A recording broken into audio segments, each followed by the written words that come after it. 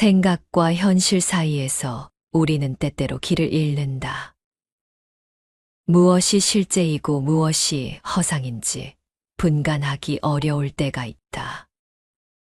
사람들은 생각을 따라가지만 생각은 손에 잡히지 않는다. 그것은 어디까지나 개념일 뿐 현실 속에서 살아 움직이는 것이 아니다. 불교에서는 이를 공이라 한다. 공은 단순한 허무가 아니라 모든 것이 조건에 따라 생겨나고 사라진다는 뜻이다. 우리의 생각과 믿음도 마찬가지이다. 사람들은 생각을 실제로 존재하는 것처럼 여기지만 사실 그것은 순간적으로 생겨나고 사라지는 것이다. 불교에서는 이를 집착이라 한다.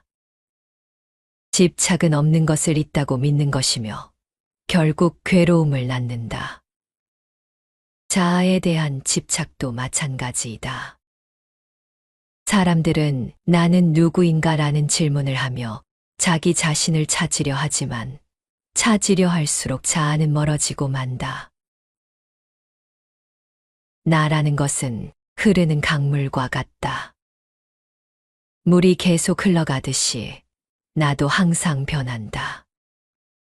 그런데도 사람들은 자신이 변하지 않는 실체를 가지고 있다고 믿고 그 믿음이 흔들릴 때 괴로움을 느낀다. 사람들은 모든 것을 이해하려 하지만 전체를 이해하려는 순간 모순에 빠진다. 우주는 어디에서 왔는가? 삶은 무엇인가? 나는 누구인가? 이런 질문들은 누구나 한 번쯤 고민하지만 답을 찾으려 할수록 끝없는 혼란만 생긴다. 세상 모든 것은 서로 연결되어 있으며 단독으로 존재하는 것은 없다. 하지만 사람들은 변화를 받아들이지 않고 변하지 않는 무언가를 찾으려 한다. 그것이 바로 집착이다. 말과 개념으로 진리를 설명하려는 것도 마찬가지이다. 말은 단지 진리를 가리키는 수단일 뿐이다. 아무리 정교한 말로 설명해도 본질을 그대로 전할 수는 없다. 마치 달을 가리키는 손가락이 달이 아니듯이 말도 진리가 될 수는 없다. 생각을 쫓는 것은 그림자를 쫓는 것과 같다. 자아를 찾는 것은 강물 위에 달을 건지려는 것과 같다. 모든 것을 이해하려는 것은 끝없이 이어진 거울 속에서 자신의 모습을 찾는 것과 같다. 진리는 멀리 있지 않다. 순간순간의 삶 속에 있다. 불교는 우리에게 말한다. 집착을 버리고 지금 이 순간을 살아가라고. 달을 보려면 손가락을 내려놓아야 한다. 참된 깨달음은 말이나 생각 속에 있는 것이 아니라 지금 이 순간을 살아가는 데 있다. 불교에서는 우리가 보고 듣고 느끼는 모든 것은 조건에 따라 생겨나고 사라지는 무상한 것들이며 고정된 실체는 없다고 가르친다. 이는 공 개념과 연결된다. 우리가 집착하는 모든 개념과 실체는 결국 인연에 의해 형성된 것이며 독립적으로 존재하는 것이 아니다. 인간은 자신이 만든 개념에 집착하며 그것을 실제하는 것으로 착각하지만 불교는 그것이 연기 속에서 만들어진 임시적인 것일 뿐이며 실체가 없다고 본다. 또한 불교에서는 선과 악의 행위가 인과법 속에서 작용한다고 설명한다. 선한 행동과 악한 행동의 결과는 필연적으로 나타나지만 그것이 실체로서 존재하는 것이 아니라 단지 인연과 조건에 따라 드러날 뿐이다. 이러한 사고는 칸트의 선엄적 도덕 법칙과 유사한 점이 있다. 불교의 업 개념도 인간이 경험을 초월한 원리에 따라 윤리적 삶을 살아가야 한다는 점에서 공통된 맥락을 가진다. 칸트는 인간의 이성이 이해할 수 있는 한계를 규명하고자 했다. 그는 인간이 인식할 수 있는 것은 경험적 세계에 한정되며 그 너머의 본질적 실제는 알 수 없다고 보았다. 우리가 현실이라 부르는 것은 감각을 통해 받아들인 현상에 불과하며 그 너머의 사물의 본래 모습은 우리에게 닿을 수 없는 영역이다. 인간은 이성을 통해 절대적인 진리를 찾으려 하지만 결국 모순에 빠진다고 보았다. 우주, 신, 자아에 대한 개념을 가지지만 그것들은 경험적으로 증명될 수 없는 것이다. 이는 불교에서 말하는 망상과도 유사하다. 결국 칸트 철학과 불교 철학은 인간이 경험할 수 있는 세계와 그 너머의 영역을 구분하고 고정된 실체를 부정하는 점에서 닮아 있다. 하지만 차이도 있다. 칸트는 인간이 본질적 실제를 알 수 없다고 하였지만 불교는 집착을 버리고 수행을 통해 궁극적 깨달음에 이를 수 있다고 본다. 칸트가 한계로 본 것을 불교는 극복할 수 있는 길로 본 것이다. 칸트의 철학이 이성의 한계를 인정하고 논리적 사고 속에서 인간의 역할을 규정하려 했다면 불교는 그 한계를 뛰어넘어 집착을 끊고 자유로운 깨달음의 길을 제시한다. 칸트가 말하는 사물의 본래 모습은 불교에서 공으로 드러나며 그 공을 깨닫는 것이 곧 해탈의 길이다. 결국 철학과 수행이 향하는 곳은 다르지만 우리에게 진리를 찾고자 하는 태도를 요구한다는 점에서 서로 깊이 닮아 있다. 이번에 소개할 도서는 인식의 대전환이다.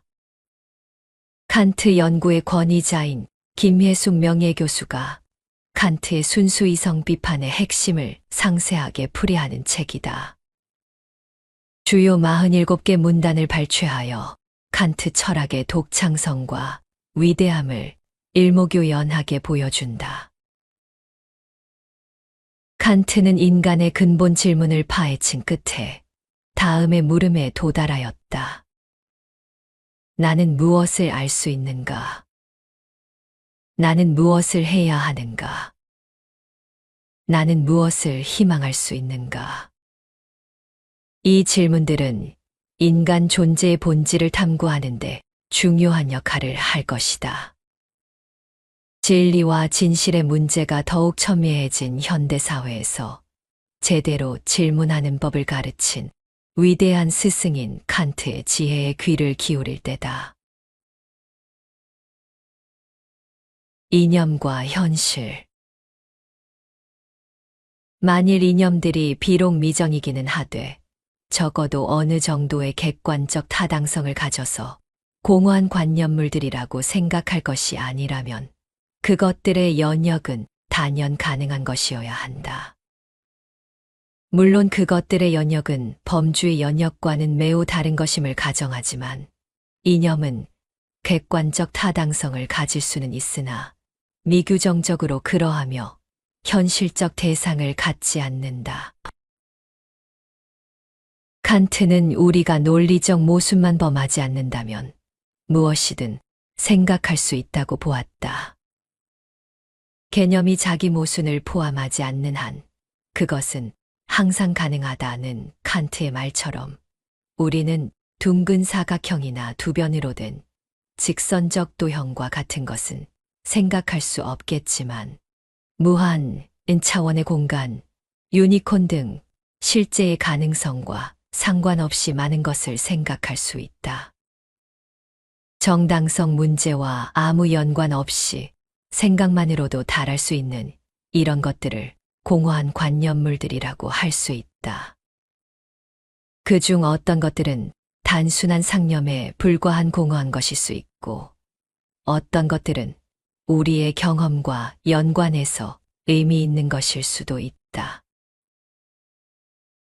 순수 이성 비판에서 이성의 이념은 순전히 이성의 관심에서 비롯된 것으로 대상 규정이나 대상의 존재 자체와 아무 관련이 없다.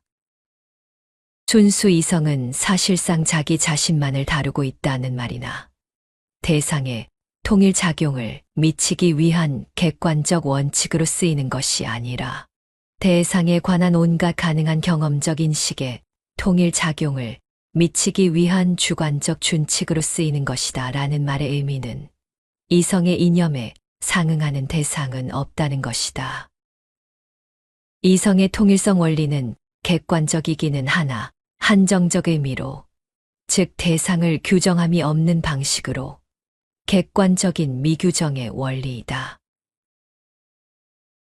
칸트는 만일 이념을 이성처럼 대상 규정의 통일 작용에 사용하게 되면 오류나 모순에 처하게 된다고 보았다. 만약 이념이 체계적 세계 조직의 근저가 귀속하는 현실적 사물을 주장하거나 혹은 전제하는 것으로 사람들이 생각한다면 이념의 의미는 당장 오해된 것이다. 앞에서 말했듯이 추리에서 최대한도를 추구하는 이성의 원리에 따라 세무제약자가 구해졌다. 생각하는 주관으로서의 자아, 현상 계열의 총괄로서의 세계, 모든 가능성의 총괄로서의 신이 그것이다. 그런데 이런 이념들을 통제적 원리로 사용하지 않고 구성적 원리로 사용하는 것은 가상을 초래할 뿐이다. 이념은 3단법에 기반한 이성 추리를 통해 얻은 총체성 개념이다. 그런데 이성 추리를 하며 불가피한 가상에 속아 가상에 객관적 실제성을 부여하게 되면 변증적, 궤변적 추리가 되고 만다. 변증적이라 함은 이성이 직접적으로 진리를 포착하지 못하고 이리저리 다른 것들에 기대어 헤매다가 이것도 저것도 아니거나 아니면 이것도 저것도 모두 성립한다고 받아들이는 궤변에 빠지고 마는 것을 의미한다. 알고 있듯이 변증법은 대화술, 문답술을 뜻한다. 우리가 대화에 임하는 이유는 아직 진리를 알지 못하는 상황에서 다른 의견들을 통해 진리에 도달하려는 목적이 있기 때문이다. 칸트는 이성 추리를 통해 대상의 존재를 주장하는 것을 변증적 가상으로 보고 있으나 이 가상은 제거되기 어려운 자연스러운 것이라고 한다. 선엄적 변증론은 이 가상의 성격을 밝히고 가상으로부터 발생하는 문제들을 비판적으로 해소 내지는 해결하고자 하는 목적을 갖는다. 이성의 이념은 이념일 뿐 실체적으로 현실화될 수 없다. 이념적 실체를 둘러싸고 하는 모든 논쟁은 정처 없는 가짜 논쟁이다. 이념적인 것을 마치 경험적 대상인 것처럼 다루는 것은 물 자체를 경험적 사물로 다루는 것과도 같다. 이념은 우리의 경험을 좀 더 질서 있게 체계적으로 이해하고자 하는 목적에서 이성이 생성한 것일 뿐 다른 어떤 실체성도 지니지 못한다. 이념은 결코 감성에 의해 제한되지도 않고 감성적으로 포착 가능하지도 않으며 완전히 현실화되지도 않는다. 앞에서 언급했듯이 세 종류의 이념이 있는 것처럼 변증적, 궤변적 이성 추리에도 세 종류가 있다. 순수 이성의 오류 추리, 순수 이성의 이율 배반, 순수 이성의 이상이 그것이다. 첫 번째 궤변적 추리에서는 아무런 다양도 포함하지 않는 생각하는 주관이라는 선엄적 개념으로부터 이 주관 자체의 절대적 통일성을 결론으로 이끌어내는데 이 주관 자체에 대해서는 이해되는 바가 없다. 칸트는 이를 선험적 오류추리라 한다. 두 번째 사입이 이성추리는 제약 계열의 절대적 총체성이라는 선험적 개념으로 향해 있다. 이 계열의 무조건적 종합적 통일성 개념이 언제나 자기 모순적이라는 사실로부터 그 반대로 추리하지만 이 반대 추리 또한 이해 불가하다. 칸트는 이를 순수 이성의 이율배반이라 한다. 세 번째 궤변적 추리는 사물 일반이 생각될 수 있는 조건들의 총체성으로부터 사물 일반이 가능한 모든 조건의 절대적인 종합적 통일성을 추론한다. 칸트는 이런 존재를 순수 이성의 이상이라 한다. 이성의 이념들은 대상을 갖지 않는다. 그런 대상의 실제성은 온갖 자연인식에 체계적 통일을 주는 통제적 원리의 도식의 실제성으로 타당할 뿐이다. 그것들은 실제하는 사물들의 유사한 것들일 뿐, 그것들 자체로 실제하는 것들이 아니다. 이성의 이념에 대한 선험적 연역이 성립한다면 그것은 대상에 대해 타당하다는 의미가 아니다. 이성의 이념을 전제로 해서 경험의 체계적 통일이 가능하며 이런 이념을 따르는 것이 이성의 필연적 준칙이라는 점에서 선험적 연역이 가능한 것이다. 여기서 선험적 연역은 객관적 타당성의 증명이 아니다. 기껏해야 이념의 실제성은 주관적으로만 타당한 것이기에 이념을 따르는 것은 이성의 원리가 아니라 이성의 준칙이다. 칸트는 주관적으로만 성립하는 원칙을 원리라 하지 않고 준칙이라 부른다. 이성의 필연적일지언정 이념은 객관적 실제성을 갖지는 않는다. 이 이성체는 물론 단지 이념적이요. 따라서 단적으로 자체상으로 어떤 현실적인 것이라고 상정되지 않는다. 전체성 개념이 초래하는 역설. 이성을 현상들의 객관적 종합에 적용할 적에는 아주 다른 결과가 생긴다. 여기에서 이성은 절대적 통일의 원리를 잘못 그럴듯한 외관으로서 주장하려고 하나 곧 우주론적 의도에 있어서 자기 요구를 단념하지 않을 수 없는 모순에 휩쓸리고 만다. 전체에 관한 사고는 모순을 유발한다. 칸트는 이성의 이념을 전체성 혹은 총체성 개념으로부터 구했다. 모든 심성표상 일반의 주관적 조건의 절대적 총체성을 상징하는 자아 영혼불멸의 이념, 현상에서의 객관적 조건들의 절대적 총체성을 표시하는 세계 자유 이념, 그리고 모든 가능성을 총괄하는 것으로 대상 일반을 가능하게 하는 객관적 조건들의 절대적 총체성과 연관된 이념이 그것이다. 이념의 도출은 각각 논리적 판단의 기능에 입각한 것으로 이념은 정언적 추리, 가적 추리, 선언적 추리에서 얻어지는 총체성의 개념이다. 이런 이념들은 가능한 한 통일성을 최대한도로 추구하고자 하는 이성 자신의 목적에 따라 설정된 것인데도 인간은 이념을 자꾸 사물화시켜 이해하려는 욕구를 갖는다.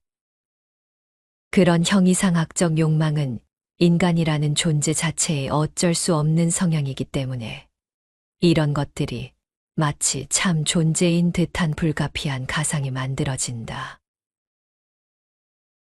추론하는 인간의 사고는 계속 사유 활동을 수행하는 데서 만족하지 않고 그 전체를 총괄적으로 이해하고 싶은 욕구를 갖게 되는데 이 전체성 개념은 그 자체가 역설을 초래한다.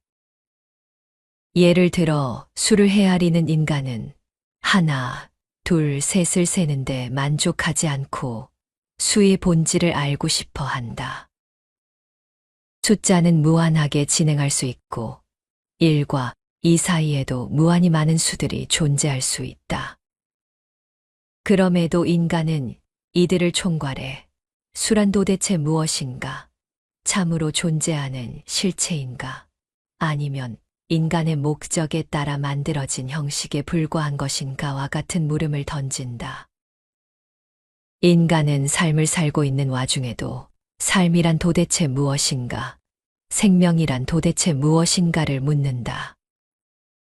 또 이 세계 내에 유한한 삶을 살고 있는 자연물 중 하나이면서 이 우주는 도대체 어디에서 와서 어디로 가는가와 같은 질문을 한다. 과학을 수행하는 와중에도 과학자들은 과학이란 도대체 무엇인가를 묻고 예술가들은 예술이란 도대체 무엇인가를 묻는다. 이 도대체 무엇인가의 물음은 개별 현상이나 현상들에 대한 질문이 아니라 문제되는 현상 전체에 관한 질문이다. 이런 물음은 개별을 넘어서 전체에 관한 사고를 하려는 인간의 반성성에서 비롯된다. 물음이 부분적 담론에 관한 것이라면 제3자 관점을 취함으로써 전체에 관한 역설을 피해 볼 수 있을지 모르겠다. 즉, 과학자가 아닌 사람들이 과학자들의 활동 전체를 관찰함으로써 또 예술가가 아닌 사람들이 예술 활동 전체를 관찰함으로써 과학이 무엇인지 예술이 무엇인지를 객관적으로 규정해 볼 수 있을 것이다. 그러나 제3자가 과연 그 활동의 본질을 이해할 수 있는지, 또 이미 모두 과학적 합리성에 길들여진 상황에서 제3자 또한 과학을 전체로 바라볼 수 있는 객관적 시각을 가질 수 있는지라는 문제가 있다. 더욱이 물음이 생명이나 자아, 우주와 같은 것에 관한 것이라면 내가 이미 그 안에 있기에 제3자 관점은 가능하지도 않다. 이것들에 관해 객관적으로 의미 있는 답을 만들어내기는 불가능하다. 전체에 관한 역설을 잘 보여주는 예는 거짓말쟁이 역설이다. 나는 항상 거짓말을 한다고 하자. 나는 거짓말쟁이다 라는 나의 말은 그것이 참이라면 거짓말이 되고 거짓이라면 참이 된다. 즉, 참이라면 나는 거짓말쟁이이므로 내가 한 말 또한 거짓이 된다. 그런데 만일 거짓이라면 나는 거짓말쟁이가 아니라 정직한 사람이므로 내가 한 말은 참말이 될 것이다. 참이면 거짓이 되고 거짓이면 참이 되고 많은 거짓말쟁이의 역설은 기원전 600년경 크레타 사람인 에피메니데스가 모든 크레타 사람은 거짓말쟁이다를 논리적 역설의 예로 제시했던 것에서 기원한다. 에피메니데스의 예는 정확히 논리적 역설이라고 하기는 어렵다. 하지만 이로부터 논리적 역설을 구성하는 일은 어렵지 않을 것이다. 여기에서 핵심은 자기 지시가 초래하는 역설의 문제이다. 현대에 와서 수리 논리학자인 알프레드 타르스키는 메타 언어와 대상 언어를 나누어 이 역설을 해소하고자 했다. 이 구분은 칸트의 선험적 자아와 경험적 자아의 구분을 연상시킨다. 자기 지시가 갖는 역설의 대표적인 예는 나 혹은 자의식이 지니는 역설일 것이다. 자의식, 즉 자기의식의 경우 그것은 개념상 자기에 관한 의식으로 자기만을 대상으로 삼는 의식이다. 그런데 자기가 자기를 의식하는 경우는 언제나 다른 대상을 지각하는 때이다. 아무런 의식의 내용이 없는 순수한 자기는 포착되지 않는다.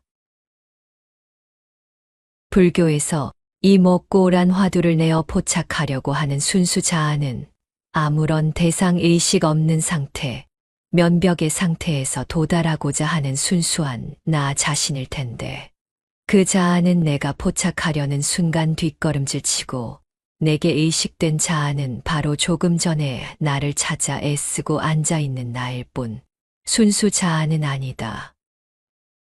자의식은 다른 것을 지각하는 속에서, 즉, 내가 무엇을 바라보고 있구나.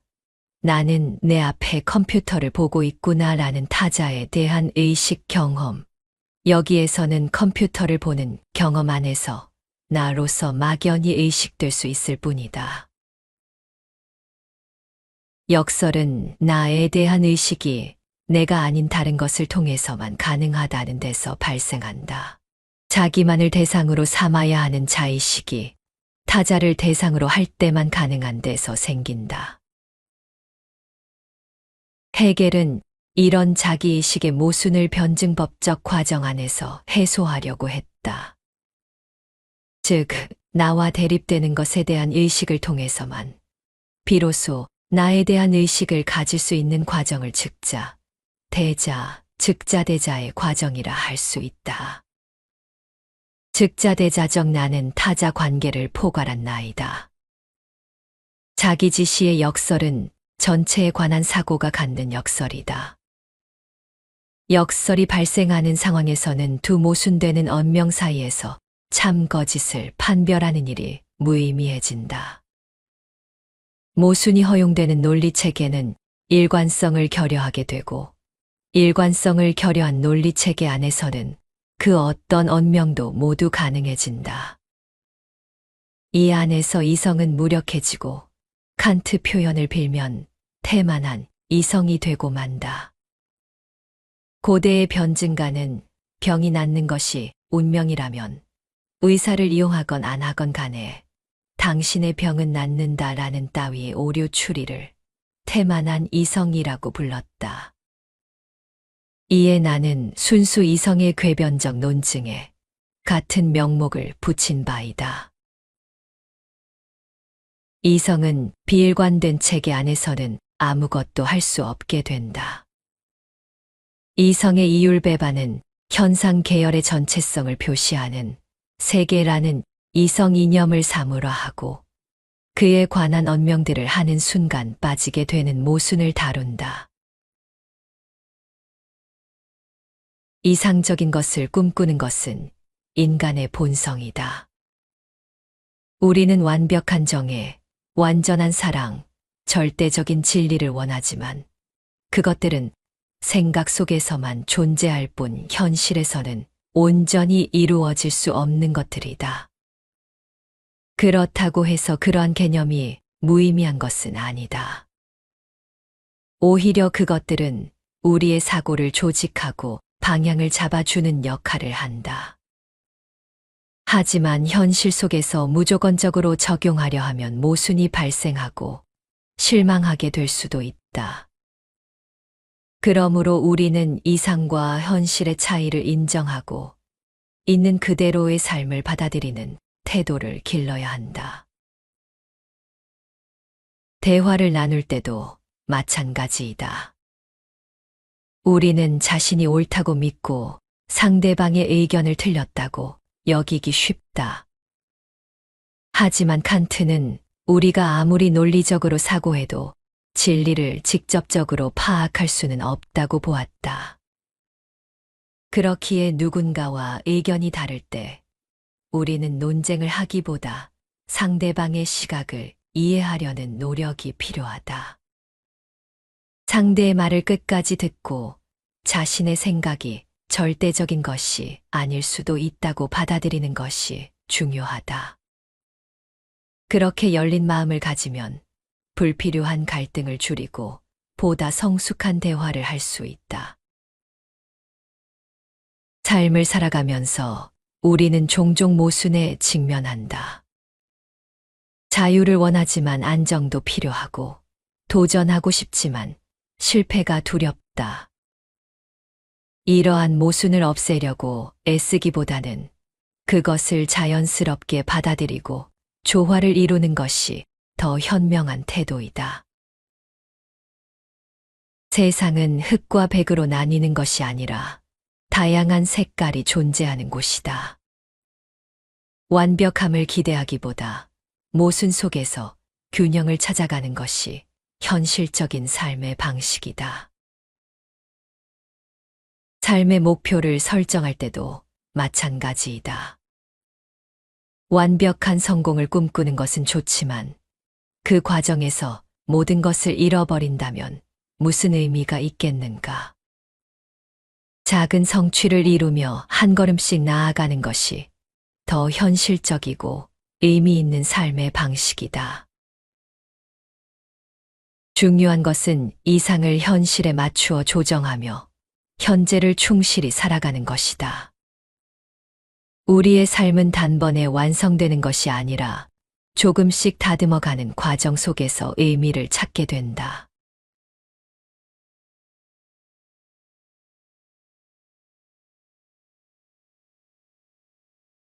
생각과 현실 사이에서 우리는 때때로 길을 잃는다. 무엇이 실제이고 무엇이 허상인지 분간하기 어려울 때가 있다. 사람들은 생각을 따라가지만 생각은 손에 잡히지 않는다. 그것은 어디까지나 개념일 뿐 현실 속에서 살아 움직이는 것이 아니다. 불교에서는 이를 공이라 한다. 공은 단순한 허무가 아니라 모든 것이 조건에 따라 생겨나고 사라진다는 뜻이다. 우리의 생각과 믿음도 마찬가지이다. 사람들은 생각을 실제로 존재하는 것처럼 여기지만 사실 그것은 순간적으로 생겨나고 사라지는 것이다. 불교에서는 이를 집착이라 한다. 집착은 없는 것을 있다고 믿는 것이며 결국 괴로움을 낳는다. 자아에 대한 집착도 마찬가지이다. 사람들은 나는 누구인가라는 질문을 하며 자기 자신을 찾으려 하지만 찾으려 할수록 자아는 멀어지고 만다. 나라는 것은 흐르는 강물과 같다. 물이 계속 흘러가듯이 나도 항상 변한다. 그런데도 사람들은 자신이 변하지 않는 실체를 가지고 있다고 믿고 그 믿음이 흔들릴 때 괴로움을 느낀다. 사람들은 모든 것을 이해하려 하지만 전체를 이해하려는 순간 모순에 빠진다. 우주는 어디에서 왔는가? 삶은 무엇인가? 나는 누구인가? 이런 질문들은 누구나 한 번쯤 고민하지만 답을 찾으려 할수록 끝없는 혼란만 생긴다. 세상 모든 것은 서로 연결되어 있으며 단독으로 존재하는 것은 없다. 하지만 사람들은 변화를 받아들이지 않고 변하지 않는 무언가를 찾으려 한다. 그것이 바로 집착이다. 말과 개념으로 진리를 설명하려는 것도 마찬가지이다. 말은 단지 진리를 가리키는 수단일 뿐이다. 아무리 정교한 말로 설명해도 본질을 그대로 전할 수는 없다. 마치 달을 가리키는 손가락이 달이 아니듯이 말도 진리가 될 수는 없다. 생각을 쫓는 것은 그림자를 쫓는 것과 같다. 자아를 찾는 것은 강물 위에 달을 건지려는 것과 같다. 모든 것을 이해하려는 것은 끝없이 이어진 거울 속에서 자신의 모습을 찾는 것과 같다. 진리는 멀리 있지 않다. 순간순간의 삶 속에 있다. 불교는 우리에게 말한다. 집착을 버리고 지금 이 순간을 살아가라고. 달을 보려면 손가락을 내려놓아야 한다. 참된 깨달음은 말이나 생각 속에 있는 것이 아니라 지금 이 순간을 살아가는 데 있다. 불교에서는 우리가 보고 듣고 느끼는 모든 것은 조건에 따라 생겨나고 사라지는 무상한 것들이며 고정된 실체는 없다고 가르친다. 이는 공 개념과 연결된다. 우리가 집착하는 모든 개념과 실체는 결국 인연에 의해 형성된 것이며 독립적으로 존재하는 것이 아니다. 인간은 자신이 만든 개념에 집착하며 그것을 실제하는 것으로 착각하지만 불교는 그것이 연기 속에서 만들어진 임시적인 것일 뿐이며 실체가 없다고 본다. 또한 불교에서는 선과 악의 행위가 인과법 속에서 작용한다고 설명한다. 선한 행동과 악한 행동의 결과는 필연적으로 나타나지만 그것이 실체로서 존재하는 것이 아니라 단지 인연과 조건에 따라 드러날 뿐이다. 이러한 사고는 칸트의 선엄적 도덕 법칙과 유사한 점이 있다. 불교의 업 개념도 인간이 경험을 초월한 원리에 따라 윤리적 삶을 살아가야 한다는 점에서 공통된 맥락을 가진다. 칸트는 인간의 이성이 이해할 수 있는 한계를 규명하고자 했다. 그는 인간이 인식할 수 있는 것은 경험적 세계에 한정되며 그 너머의 본질적 실제는 알 수 없다고 보았다. 우리가 현실이라 부르는 것은 감각을 통해 받아들인 현상에 불과하며 그 너머의 사물의 본래 모습은 우리에게 닿을 수 없는 영역이다. 인간은 이성을 통해 절대적인 진리를 찾으려 하지만 결국 모순에 빠진다고 보았다. 우주, 신, 자아에 대한 개념을 가지지만 그것들은 경험적으로 증명될 수 없는 것이다. 이는 불교에서 말하는 망상과도 유사하다. 결국 칸트 철학과 불교 철학은 인간이 경험할 수 있는 세계와 그 너머의 영역을 구분하고 고정된 실체를 부정하는 점에서 닮아 있다. 하지만 차이도 있다. 칸트는 인간이 본질적 실제를 알 수 없다고 하였지만 불교는 집착을 버리고 수행을 통해 궁극적 깨달음에 이를 수 있다고 본다. 칸트가 한계로 본 것을 불교는 극복할 수 있는 길로 본 것이다. 칸트의 철학이 이성의 한계를 인정하고 논리적 사고 속에서 인간의 역할을 규정하려 했다면 불교는 그 한계를 뛰어넘어 집착을 끊고 자유로운 깨달음의 길을 제시한다. 칸트가 말하는 사물의 본래 모습은 불교에서 공으로 드러나며 그 공을 깨닫는 것이 곧 해탈의 길이다. 결국 철학과 수행이 향하는 곳은 다르지만 우리에게 진리를 찾고자 하는 태도를 요구한다는 점에서 서로 깊이 닮아 있다. 이번에 소개할 도서는 인식의 대전환이다. 칸트 연구의 권위자인 김혜숙 명예교수가 칸트의 순수 이성 비판의 핵심을 상세하게 풀이하는 책이다. 주요 47개 문단을 발췌하여 칸트 철학의 독창성과 위대함을 일목요연하게 보여준다. 칸트는 인간의 근본 질문을 파헤친 끝에 다음의 물음에 도달하였다. 나는 무엇을 알 수 있는가? 나는 무엇을 해야 하는가? 나는 무엇을 희망할 수 있는가? 이 질문들은 인간 존재의 본질을 탐구하는데 중요한 역할을 할 것이다. 진리와 진실의 문제가 더욱 첨예해진 현대사회에서 제대로 질문하는 법을 가르친 위대한 스승인 칸트의 지혜에 귀를 기울일 때다. 이념과 현실. 만일 이념들이 비록 미정이기는 하되 적어도 어느 정도의 객관적 타당성을 가져서 공허한 관념물들이라고 생각할 것이 아니라면 그것들의 연역은 단연 가능한 것이어야 한다.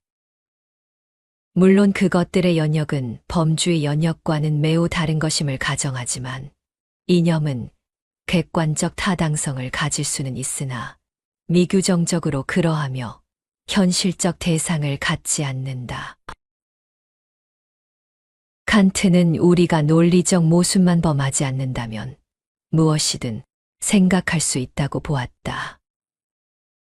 개념이 자기 모순을 포함하지 않는 한 그것은 항상 가능하다는 칸트의 말처럼 우리는 둥근 사각형이나 두변으로 된 직선적 도형과 같은 것은 생각할 수 없겠지만 무한, N차원의 공간, 유니콘 등 실제의 가능성과 상관없이 많은 것을 생각할 수 있다.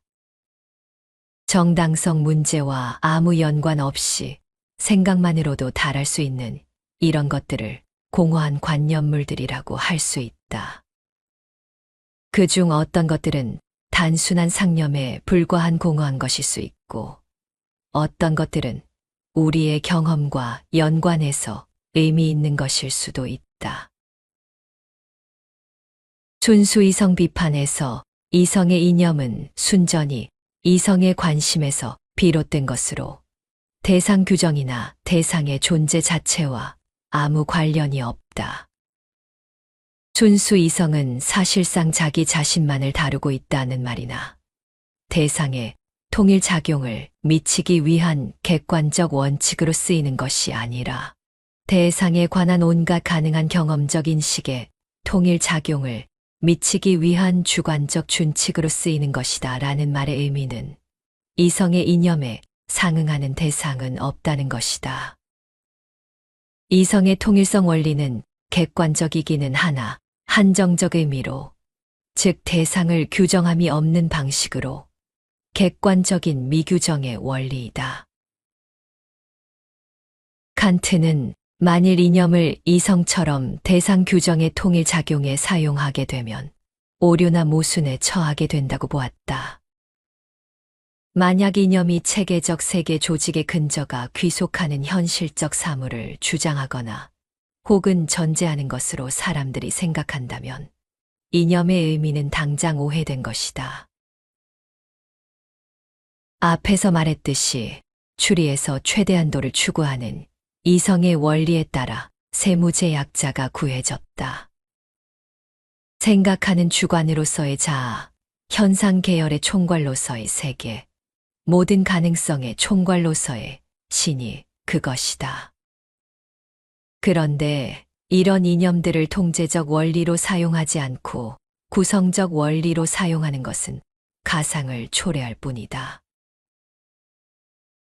이념은 3단법에 기반한 이성 추리를 통해 얻은 총체성 개념이다. 그런데 이성 추리를 하며 불가피한 가상에 속아 가상에 객관적 실제성을 부여하게 되면 변증적, 궤변적 추리가 되고 만다. 변증적이라 함은 이성이 직접적으로 진리를 포착하지 못하고 이리저리 다른 것들에 기대어 헤매다가 이것도 저것도 아니거나 아니면 이것도 저것도 모두 성립한다고 받아들이는 궤변에 빠지고 마는 것을 의미한다. 알고 있듯이 변증법은 대화술, 문답술을 뜻한다. 우리가 대화에 임하는 이유는 아직 진리를 알지 못하는 상황에서 다른 의견들을 통해 진리에 도달하려는 목적이 있기 때문이다. 칸트는 이성 추리를 통해 대상의 존재를 주장하는 것을 변증적 가상으로 보고 있으나 이 가상은 제거되기 어려운 자연스러운 것이라고 한다. 선엄적 변증론은 이 가상의 성격을 밝히고 가상으로부터 발생하는 문제들을 비판적으로 해소 내지는 해결하고자 하는 목적을 갖는다. 이성의 이념은 이념일 뿐 실체적으로 현실화될 수 없다. 이념적 실체를 둘러싸고 하는 모든 논쟁은 정처 없는 가짜 논쟁이다. 이념적인 것을 마치 경험적 대상인 것처럼 다루는 것은 물 자체를 경험적 사물로 다루는 것과도 같다. 이념은 우리의 경험을 좀 더 질서 있게 체계적으로 이해하고자 하는 목적에서 이성이 생성한 것일 뿐 다른 어떤 실체성도 지니지 못한다. 이념은 결코 감성에 의해 제한되지도 않고 감성적으로 포착 가능하지도 않으며 완전히 현실화되지도 않는다. 앞에서 언급했듯이 세 종류의 이념이 있는 것처럼 변증적, 궤변적 이성 추리에도 세 종류가 있다. 순수 이성의 오류 추리, 순수 이성의 이율 배반, 순수 이성의 이상이 그것이다. 첫 번째 궤변적 추리에서는 아무런 다양도 포함하지 않는 생각하는 주관이라는 선엄적 개념으로부터 이 주관 자체의 절대적 통일성을 결론으로 이끌어내는데 이 주관 자체에 대해서는 이해되는 바가 없다. 칸트는 이를 선엄적 오류 추리라 한다. 두 번째 사이비 이성 추리는 제약 계열의 절대적 총체성이라는 선엄적 개념으로 향해 있다. 이 계열의 무조건적 종합적 통일성 개념이 언제나 자기 모순적이라는 사실로부터 그 반대로 추리하지만 이 반대 추리 또한 이해 불가하다. 칸트는 이를 순수 이성의 이율 배반이라 한다. 세 번째 궤변적 추리는 사물 일반이 생각될 수 있는 조건들의 총체성으로부터 사물 일반이 가능한 모든 조건의 절대적인 종합적 통일성을 추론한다. 칸트는 이런 존재를 순수 이성의 이상이라 한다. 이성의 이념들은 대상을 갖지 않는다. 그런 대상의 실제성은 온갖 자연인식에 체계적 통일을 주는 통제적 원리의 도식의 실제성으로 타당할 뿐이다. 그것들은 실제하는 사물들의 유사한 것들일 뿐 그것들 자체로 실제하는 것들이 아니다. 이성의 이념에 대한 선엄적 연역이 성립한다면 그것은 대상에 대해 타당하다는 의미가 아니다. 이성의 이념을 전제로 해서 경험의 체계적 통일이 가능하며 이런 이념을 따르는 것이 이성의 필연적 준칙이라는 점에서 선엄적 연역이 가능한 것이다. 여기서 선엄적 연역은 객관적 타당성의 증명이 아니다. 기껏해야 이념의 실제성은 주관적으로만 타당한 것이기에 이념을 따르는 것은 이성의 원리가 아니라 이성의 준칙이다. 칸트는 주관적으로만 성립하는 원칙을 원리라 하지 않고 준칙이라 부른다. 이성의 필연적일지언정 이념은 객관적 실제성을 갖지는 않는다. 이 이성체는 물론 단지 이념적이요. 따라서 단적으로 자체상으로 어떤 현실적인 것이라고 상정되지 않는다. 전체성 개념이 초래하는 역설. 이성을 현상들의 객관적 종합에 적용할 적에는 아주 다른 결과가 생긴다. 여기에서 이성은 절대적 통일의 원리를 잘못 그럴듯한 외관으로서 주장하려고 하나 곧 우주론적 의도에 있어서 자기 요구를 단념하지 않을 수 없는 모순에 휩쓸리고 만다. 전체에 관한 사고는 모순을 유발한다. 칸트는 이성의 이념을 전체성 혹은 총체성 개념으로부터 구했다.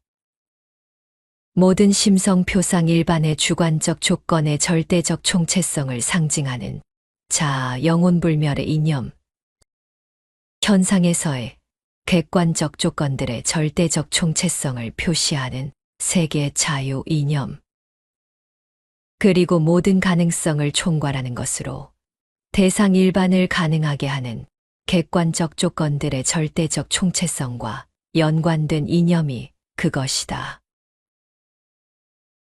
이념의 도출은 각각 논리적 판단의 기능에 입각한 것으로 이념은 정언적 추리, 가적 추리, 선언적 추리에서 얻어지는 총체성의 개념이다. 이런 이념들은 가능한 한 통일성을 최대한도로 추구하고자 하는 이성 자신의 목적에 따라 설정된 것인데도 인간은 이념을 자꾸 사물화시켜 이해하려는 욕구를 갖는다.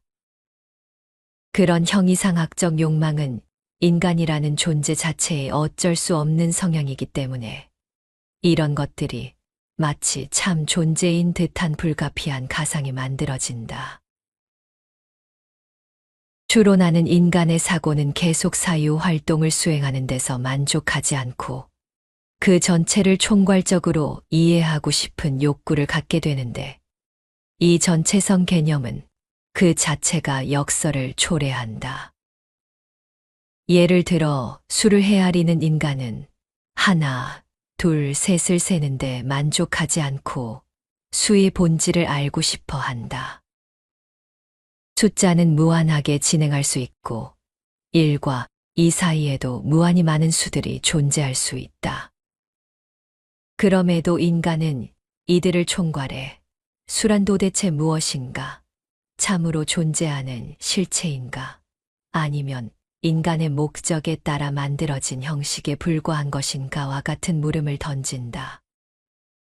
인간은 삶을 살고 있는 와중에도 삶이란 도대체 무엇인가? 생명이란 도대체 무엇인가를 묻는다. 또 이 세계 내에 유한한 삶을 살고 있는 자연물 중 하나이면서 이 우주는 도대체 어디에서 와서 어디로 가는가와 같은 질문을 한다. 과학을 수행하는 와중에도 과학자들은 과학이란 도대체 무엇인가를 묻고 예술가들은 예술이란 도대체 무엇인가를 묻는다. 이 도대체 무엇인가의 물음은 개별 현상이나 현상들에 대한 질문이 아니라 문제되는 현상 전체에 관한 질문이다.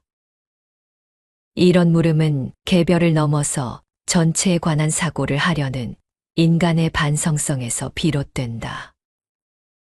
물음이 부분적 담론에 관한 것이라면 제3자 관점을 취함으로써 전체에 관한 역설을 피해볼 수 있을지 모르겠다. 즉, 과학자가 아닌 사람들이 과학자들의 활동 전체를 관찰함으로써 또 예술가가 아닌 사람들이 예술 활동 전체를 관찰함으로써 과학이 무엇인지 예술이 무엇인지를 객관적으로 규정해 볼 수 있을 것이다. 그러나 제3자가 과연 그 활동의 본질을 이해할 수 있는지, 또 이미 모두 과학적 합리성에 길들여진 상황에서 제3자 또한 과학을 전체로 바라볼 수 있는 객관적 시각을 가질 수 있는지라는 문제가 있다. 더욱이 물음이 생명이나 자아, 우주와 같은 것에 관한 것이라면 내가 이미 그 안에 있기에 제3자 관점은 가능하지도 않다. 이것들에 관해 객관적으로 의미 있는 답을 만들어내기는 불가능하다. 전체에 관한 역설을 잘 보여주는 예는 거짓말쟁이 역설이다. 나는 항상 거짓말을 한다고 하자. 나는 거짓말쟁이다라는 나의 말은 그것이 참이라면 거짓말이 되고 거짓이라면 참이 된다. 즉 참이라면 나는 거짓말쟁이이므로 내가 한 말 또한 거짓이 된다. 그런데 만일 거짓이라면 나는 거짓말쟁이가 아니라 정직한 사람이므로 내가 한 말은 참말이 될 것이다. 참이면 거짓이 되고 거짓이면 참이 되고 많은 거짓말쟁이의 역설은 기원전 600년경 크레타 사람인 에피메니데스가 모든 크레타 사람은 거짓말쟁이다를 논리적 역설의 예로 제시했던 것에서 기원한다. 에피메니데스의 예는 정확히 논리적 역설이라고 하기는 어렵다. 하지만 이로부터 논리적 역설을 구성하는 일은 어렵지 않을 것이다. 여기에서 핵심은 자기 지시가 초래하는 역설의 문제이다. 현대에 와서 수리 논리학자인 알프레드 타르스키는 메타 언어와 대상 언어를 나누어 이 역설을 해소하고자 했다. 이 구분은 칸트의 선험적 자아와 경험적 자아의 구분을 연상시킨다. 자기 지시가 갖는 역설의 대표적인 예는 나 혹은 자의식이 지니는 역설일 것이다. 자의식, 즉 자기의식의 경우 그것은 개념상 자기에 관한 의식으로 자기만을 대상으로 삼는 의식이다. 그런데 자기가 자기를 의식하는 경우는 언제나 다른 대상을 지각하는 때이다. 아무런 의식의 내용이 없는 순수한 자기는 포착되지 않는다. 불교에서 이 먹고란 화두를 내어 포착하려고 하는 순수 자아는 아무런 대상 의식 없는 상태, 면벽의 상태에서 도달하고자 하는 순수한 나 자신일 텐데, 그 자아는 내가 포착하려는 순간 뒷걸음질 치고 내게 의식된 자아는 바로 조금 전에 나를 찾아 애쓰고 앉아있는 나일 뿐 순수 자아는 아니다. 자의식은 다른 것을 지각하는 속에서, 즉 내가 무엇을 바라보고 있구나, 나는 내 앞에 컴퓨터를 보고 있구나 라는 타자에 대한 의식 경험, 여기에서는 컴퓨터를 보는 경험 안에서 나로서 막연히 의식될 수 있을 뿐이다. 역설은 나에 대한 의식이 내가 아닌 다른 것을 통해서만 가능하다는 데서 발생한다. 자기만을 대상으로 삼아야 하는 자의식이 타자를 대상으로 할 때만 가능한 데서 생긴다. 헤겔은 이런 자기의식의 모순을 변증법적 과정 안에서 해소하려고 했다. 즉, 나와 대립되는 것에 대한 의식을 통해서만 비로소 나에 대한 의식을 가질 수 있는 과정을 즉자대자의 과정이라 할 수 있다. 즉자대자적 나는 타자 관계를 포괄한 나이다. 자기 지시의 역설은 전체에 관한 사고가 갖는 역설이다. 역설이 발생하는 상황에서는 두 모순되는 언명 사이에서 참 거짓을 판별하는 일이 무의미해진다. 모순이 허용되는 논리체계는 일관성을 결여하게 되고, 일관성을 결여한 논리체계 안에서는 그 어떤 언명도 모두 가능해진다. 이 안에서 이성은 무력해지고 칸트 표현을 빌면 태만한 이성이 되고 만다. 고대의 변증가는 병이 낫는 것이 운명이라면 의사를 이용하건 안 하건 간에 당신의 병은 낫는다라는 따위의 오류 추리를 태만한 이성이라고 불렀다. 이에 나는 순수 이성의 궤변적 논증에 같은 명목을 붙인 바이다. 이성은 비일관된 체계 안에서는 아무것도 할 수 없게 된다. 이성의 이율배반은 현상 계열의 전체성을 표시하는 세계라는 이성 이념을 사물화 하고 그에 관한 언명들을 하는 순간 빠지게 되는 모순을 다룬다. 이상적인 것을 꿈꾸는 것은 인간의 본성이다. 우리는 완벽한 정의, 완전한 사랑, 절대적인 진리를 원하지만 그것들은 생각 속에서만 존재할 뿐 현실에서는 온전히 이루어질 수 없는 것들이다. 그렇다고 해서 그러한 개념이 무의미한 것은 아니다.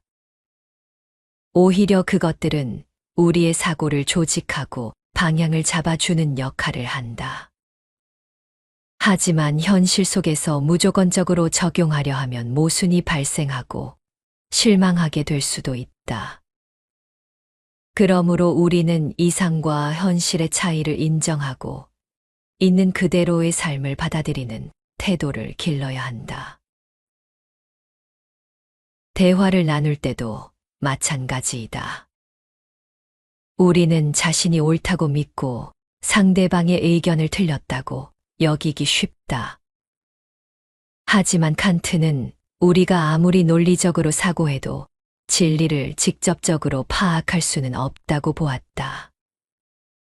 그렇기에 누군가와 의견이 다를 때 우리는 논쟁을 하기보다 상대방의 시각을 이해하려는 노력이 필요하다. 상대의 말을 끝까지 듣고 자신의 생각이 절대적인 것이 아닐 수도 있다고 받아들이는 것이 중요하다.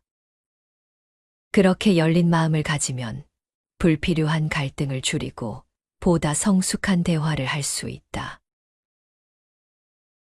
삶을 살아가면서 우리는 종종 모순에 직면한다. 자유를 원하지만 안정도 필요하고 도전하고 싶지만 실패가 두렵다. 이러한 모순을 없애려고 애쓰기보다는 그것을 자연스럽게 받아들이고 조화를 이루는 것이 더 현명한 태도이다. 세상은 흑과 백으로 나뉘는 것이 아니라 다양한 색깔이 존재하는 곳이다. 완벽함을 기대하기보다 모순 속에서 균형을 찾아가는 것이 현실적인 삶의 방식이다. 삶의 목표를 설정할 때도 마찬가지이다. 완벽한 성공을 꿈꾸는 것은 좋지만 그 과정에서 모든 것을 잃어버린다면 무슨 의미가 있겠는가? 작은 성취를 이루며 한 걸음씩 나아가는 것이 더 현실적이고 의미 있는 삶의 방식이다. 중요한 것은 이상을 현실에 맞추어 조정하며 현재를 충실히 살아가는 것이다. 우리의 삶은 단번에 완성되는 것이 아니라 조금씩 다듬어가는 과정 속에서 의미를 찾게 된다.